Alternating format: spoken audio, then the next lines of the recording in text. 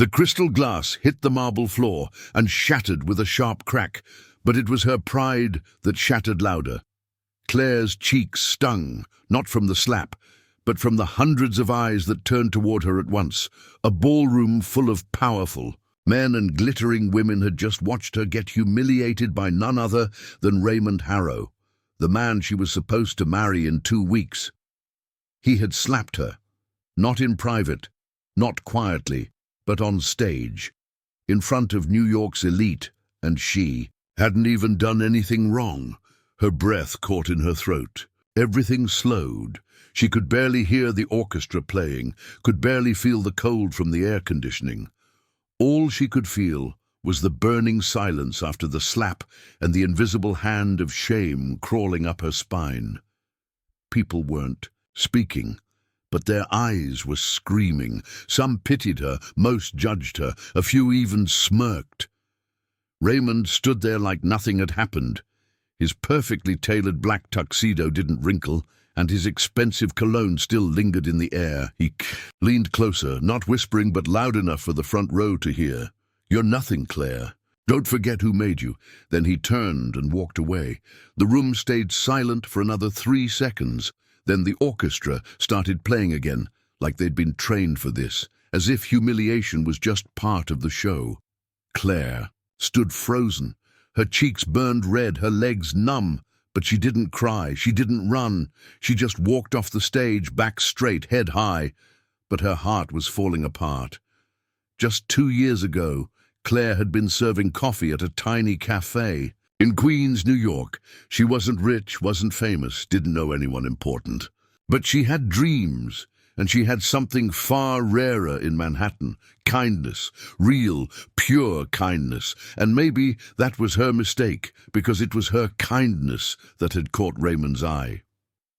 He was a billionaire's son, born into wealth, arrogance, and power.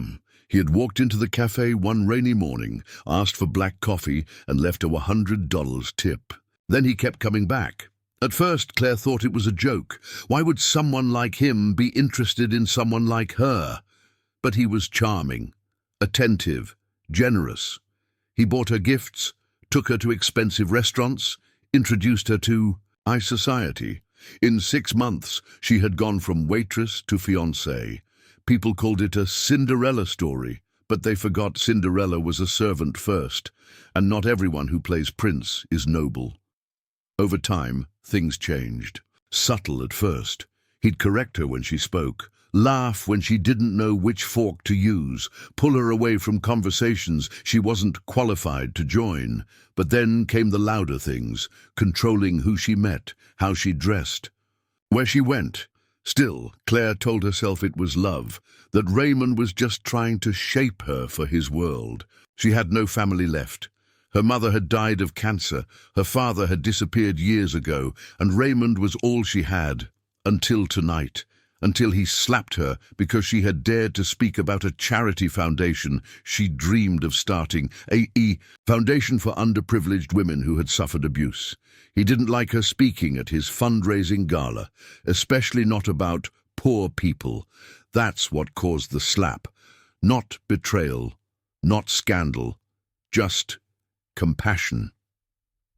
Claire sat alone, on the stone steps outside the gala hall. Her makeup was smeared, but her eyes stayed dry. She could feel her heartbeat in her throat. Her head buzzed. Every part of her wanted to scream, to run, to disappear. But something else was stirring.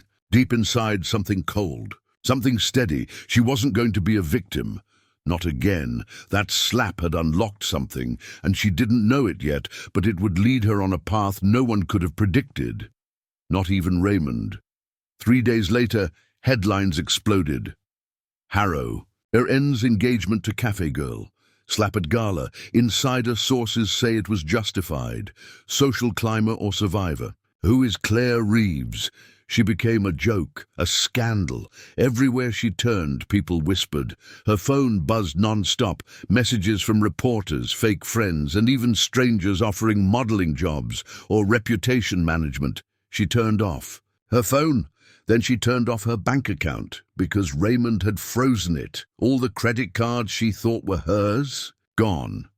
The apartment, eviction notice. He made sure she'd have nothing left, not even her dog, who mysteriously disappeared the same day she left. Claire found herself in a shelter by the end of the week, from the high-rises of Manhattan to a bunk bed in the Bronx. But in that broken place, she met real people, survivors, women like her. Some had been abused, some discarded, some trafficked, some forgotten. One night, after helping a woman named Lydia clean her wounds from a violent boyfriend, Claire sat on the floor and whispered to herself, "If I survive this, I'll help them all." And from that moment, everything changed. She began washing dishes at a diner in the morning and tutoring kids at night. Every dollar she saved, she put toward her dream, starting the very foundation Raymond had mocked. She called it the Ashes Project because she felt like she'd burned, but she wasn't done rising. She wrote letters to everyone, city officials, business owners, non-profits. No one responded, except one. A man who had once lived on the streets, now owning several small businesses in Harlem. He offered her a corner of his old building to start her center rent-free for 6 months. It was falling apart and the roof leaked, but it was hers. Claire worked tirelessly, painting walls, fixing pipes, setting up beds for women escaping abuse, and, slowly, word spread.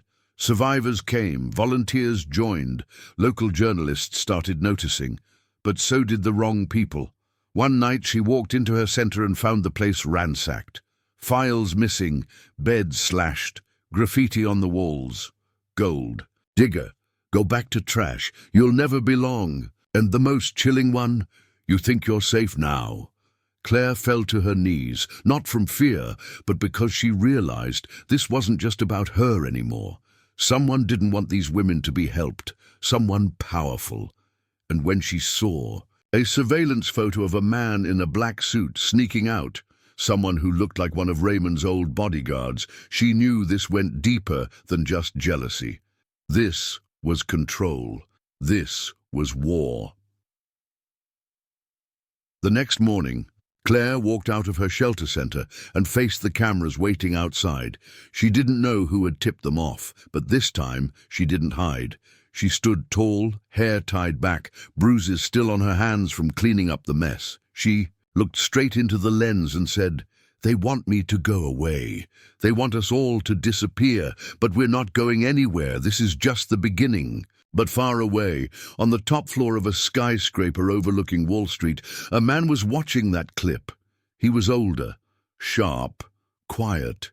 He hadn't spoken to Claire in 26 years, not since he walked out of her life, but as he watched her on that tiny screen, something in his chest twisted, and then he whispered to himself, "That's my daughter." The father behind the glass tower.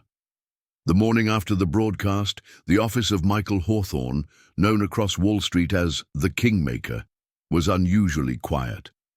He stared at the paused image on the screen, Claire standing in front of the vandalized shelter, calm yet defiant. Her eyes burned with something he'd seen before years ago, on a different face, her mother's. Michael slowly rose from his chair and walked to the glass wall that overlooked the city. He hadn't seen Claire since she was 3, and now that same little girl was risking everything to help women like her. Without backup, without money, without him. He clenched his jaw. He had left for a reason he had convinced himself was noble, but watching her now, it no longer felt like the right one. She didn't know who he was, but he knew everything about her, and now someone was trying to destroy her. He wouldn't let that happen, not again. Meanwhile, in the Bronx, Claire was scrubbing graffiti off the shelter walls. The building still smelled of smoke, and broken glass crunched under her boots. But she refused to close the place down. The police had taken a report, but there was no real investigation, no follow-up, no arrest, just the same tired shrug. Things happen in rough neighborhoods. Claire knew better. This wasn't random. Someone had targeted them. She just didn't know why, or who had sent that man in the suit. The attack had scared off 2 of her volunteers, and donations had dropped. She was holding everything together with string and hope. Still, she showed up every day. She bandaged wounds, taught self-defense, helped write resumes. But inside, she was sinking. Until a knock came at the shelter door. It wasn't a woman in need. It was a man in a grey coat with a briefcase. He looked out of place, too polished, too confident. Claire stepped outside, wiping her hands on her jeans. "Can I help you?" she asked, wary. The man smiled softly. "Miss Reeves, my name is Jonathan Ellis. I'm a legal advisor. I've been asked to deliver something to you. Privately." He handed her a sealed envelope. She took it, staring at the thick, cream-colored paper. The wax seal looked expensive, like something out of a movie. "What is this?" "An offer," he said. "One that could change everything for you and the women you help." Before she could ask anything else, he turned and walked away, disappearing into the busy street. Inside the envelope was a typed letter with no sender name. Just initials, M.H. Claire. "You don't know me, but I've known you all your life. I watched you grow from afar, and what I see now humbles me.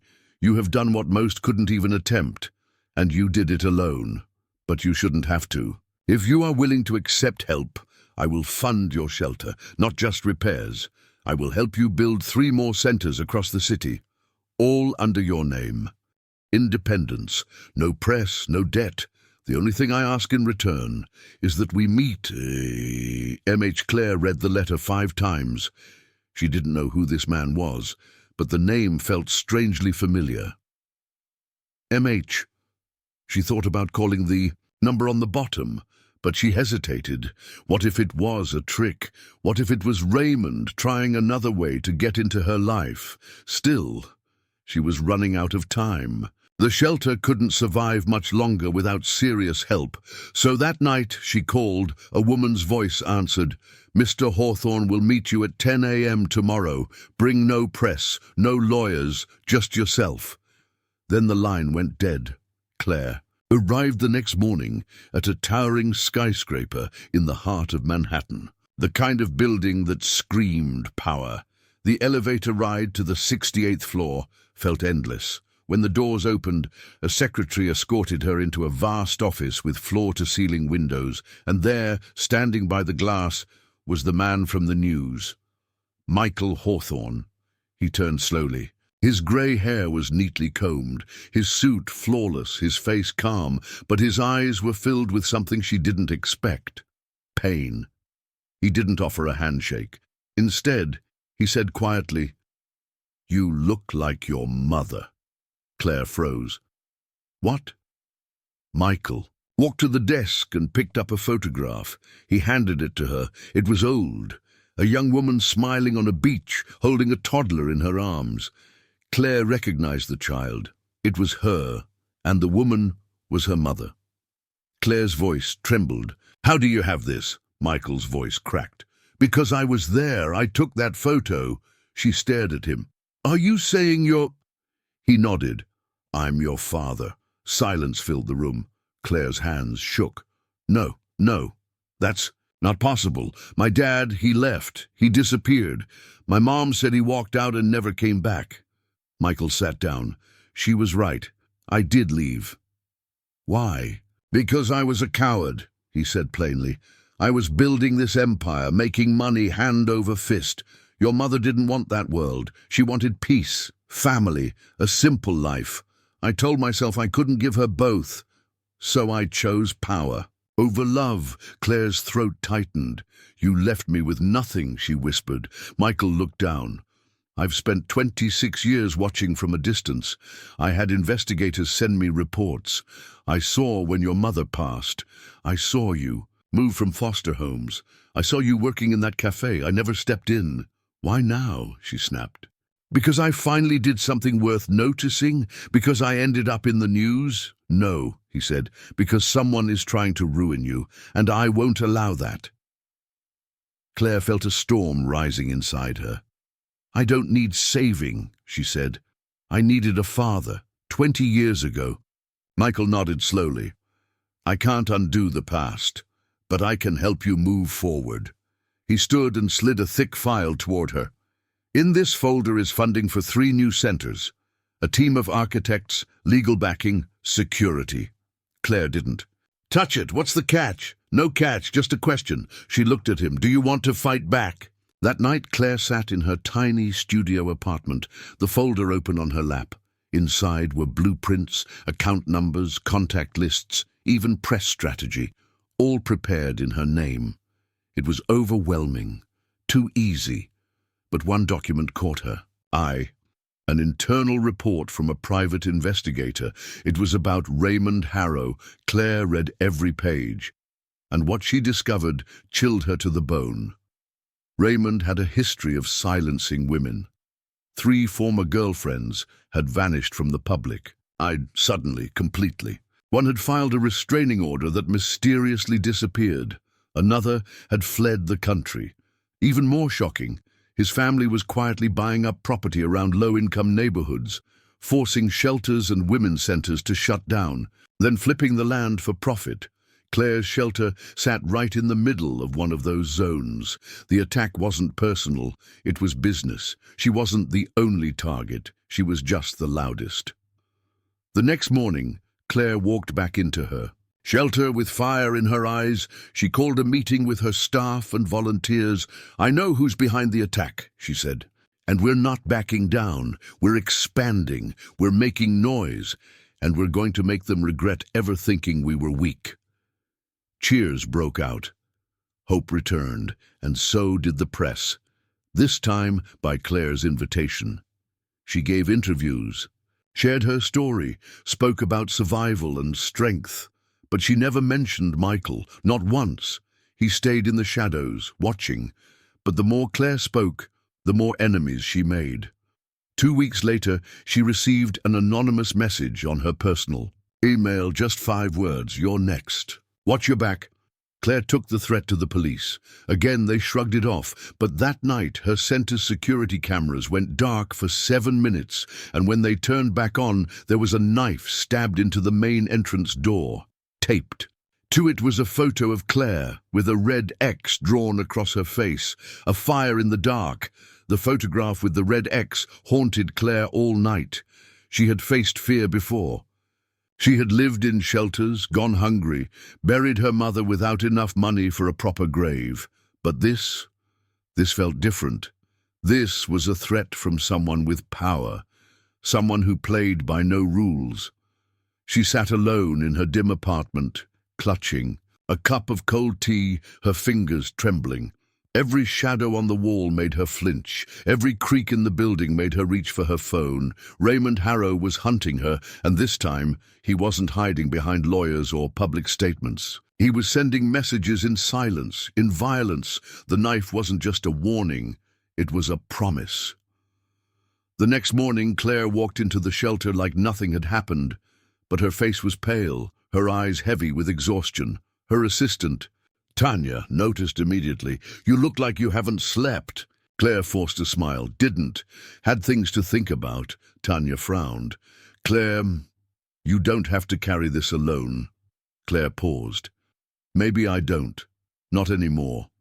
She pulled out her phone and dialed a number she never thought as she'd use again. Michael answered on the first ring. "They escalated," she said. "I found a knife in my door, with my picture." A pause. "Say no more. I'll handle it." 2 hours later, Claire met Michael in a private boardroom 3 blocks from Wall Street. This time he wasn't alone. 2 former federal agents were there. Both looked like they could break bricks with their bare hands. "This is your new security." "A team," Michael said. "Ex-Secret Service. They'll monitor your shelter, your home, your staff, discreetly." Claire nodded. Then Michael pulled out a thin folder and slid it across the table. "I also had my people dig deeper into Raymond's past. It's worse than we thought. Claire flipped through the contents. Private emails, shell companies, recorded threats. He wasn't just a threat, he was criminal. Michael's tone dropped. We take this to the police. They'll stall. His lawyers are too good. But there's another way. Claire raised an eyebrow. I'm listening. We go public. Not just a press release, a televised expose. We leak the files. We show the public exactly who he is. Once his image burns, his empire will follow. Claire hesitated. Wouldn't that put me in more danger? Yes, Michael admitted, but it will also end his power, for good. She stared at the papers, and then she made a decision. Let's do it. The plan moved fast. Within days, Claire gave an exclusive interview to a popular investigative journalist known for taking down corrupt businessmen. The journalist, Megan Roth, was tough, smart, and absolutely fearless. I've waited 10 years for a story like this, Megan told her, but once this airs, your life won't be the same. I'm counting on it, Claire replied. The interview was filmed in secret. Claire spoke calmly, clearly, describing the attack on the shelter, the anonymous threats, and her history with Raymond. Megan added the documents, visuals, and background on the Harrow family's real estate corruption.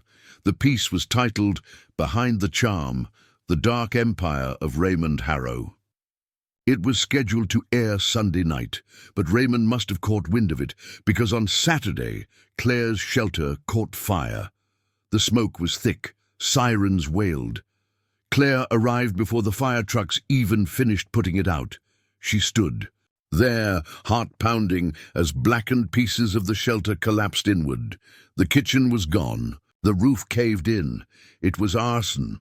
The third attack. No lives were lost because the shelter was closed that weekend for maintenance. But it was a message. Michael arrived minutes later. This time, he wasn't calm. This is war, he muttered. He wants to scare you out. It won't work. Claire's voice was hoarse. I'm not leaving. Let him burn buildings. I'm still standing. And she was, covered in soot, ash clinging to her shoes, hands shaking, but still standing. The fire backfired. When the news aired Sunday night, the world paid attention. The story exploded. Every major outlet picked it up. Claire's name trended across social media. Her story, a woman humiliated, attacked, and silenced, now echoed in millions of homes. Donations poured in, activists rallied behind her. Politicians started asking questions, and Raymond, he disappeared. No statements, no appearances. Until Wednesday, when he held a press conference. He stood behind a polished podium, flanked by lawyers, smiling that same smug smile. The allegations made against me are deeply hurtful, he said. They are lies, crafted by someone seeking attention. I have never and would never harm a woman. Then, as the cameras clicked, he added something chilling. I believe in second chances, even for people who make dangerous accusations. Claire watched it live, and she knew he wasn't scared. He was plotting something worse. That night, Claire stayed at a private apartment Michael arranged. It was guarded, secure, a fortress in the sky, but sleep never came. Around midnight, her phone buzzed with a blocked number. A text. Check your inbox. You'll regret crossing me. She opened her email. There was a single attachment, a photo of her mother. Young, beautiful, bruised. Claire's blood turned cold. Then another photo arrived, this time of a hospital report. Her mother's name, signs of trauma, filed over 2 decades ago. Claire gasped. She had never seen it before. And then finally a message. Your mother kept secrets too. Want to know the real reason your dad left? The next morning, Claire confronted Michael. Why didn't you tell me about the hospital report? Michael's face darkened. Because I didn't know. I left before that happened. Claire pushed the photo in front of him. She was hurt, badly, and never told anyone. Not even me. Michael's hands trembled slightly. He looked at the report, then at her.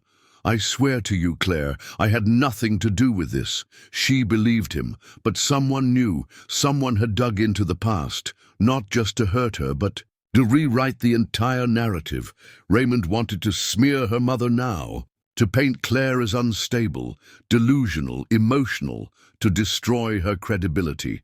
Claire made a decision. If Raymond wanted to go dark, she would go brighter. She scheduled a second interview. This time, she spoke about her mother, about pain, silence, the invisible weight women carry for years, and when she ended, she looked straight into the camera and said, "He tried to humiliate me. He tried to silence me, but here's what he doesn't understand. I come from women who survived worse, and I'm not afraid anymore." The video went viral. Celebrities reposted it. Survivors came forward. Former employees of Harrow Properties sent Claire documents. Some even revealed that Raymond's empire was on the verge of collapse. He had borrowed heavily to buy out those neighborhoods. If his image fell, investors would pull out. Banks would freeze credit. He was bleeding quietly. And then came the twist no one expected. Late Thursday night, a woman walked into Claire's shelter, or what remained of it. She asked for Claire. By name. She was tall, elegant, older, and trembling. "My name is Lydia," she whispered. "I was Raymond's fiancée, until I disappeared." Claire froze. "You're the one who went missing after filing a restraining order." Lydia nodded slowly. "He paid me to disappear. He told me if I spoke again, he'd ruin my family." She held out a flash drive. "This has everything, emails, payments, security footage. I can't run anymore, but maybe you can stop him." Claire took it, her fingers shaking. This was it, the final nail. Claire gave the drive to Megan Roth, the journalist. Within 24 hours, a second bombshell report hit the news. It was undeniable now. Raymond had manipulated, paid off, and threatened multiple women. His board resigned. Sponsors fled. He was dropped by major banks. Investigations opened, and then, just as fast as he had risen, Raymond Harrow was arrested, not for arson, not for threats, but for financial fraud and obstruction of justice. It wasn't everything Claire wanted, but it was justice, the kind that echoed. Days later, Claire stood at the construction site of her new center, bigger, stronger, with better security. She named it the Phoenix House, because, like her story, it had risen from ashes, and that night she finally sat with Michael, truly open for the first time. "I hated you for a long time," she said quietly. "But now, I think I understand." Michael looked at her, eyes soft. "I'll never stop making it up to you." Claire nodded. "You don't have to. Just help me build something that lasts." And they did. Together. Rising from the ashes, Claire stood at the edge of the crowd outside the courthouse, her hands tightly gripping the strap of her bag. The cold spring air bit at her cheeks, but she barely noticed. Months of battles, public scrutiny, threats, betrayals had brought her here. Today was the final hearing for Raymond Harrow. The man who had tried to destroy her was finally facing justice. Inside the courthouse, reporters jockeyed for position, cameras flashing, pens scribbling. Claire's heart pounded, but she held herself steady. She looked over at Michael, sitting a few rows ahead. His face was calm, but serious. They had come a long way from strangers thrown together by fate. The courtroom doors opened. Raymond Harrow was led in, handcuffed, his smug smile gone, replaced by a cold glare. The once powerful king of Wall Street now looked small, vulnerable. As the judge called the court to order, Claire's mind flashed back over the past year.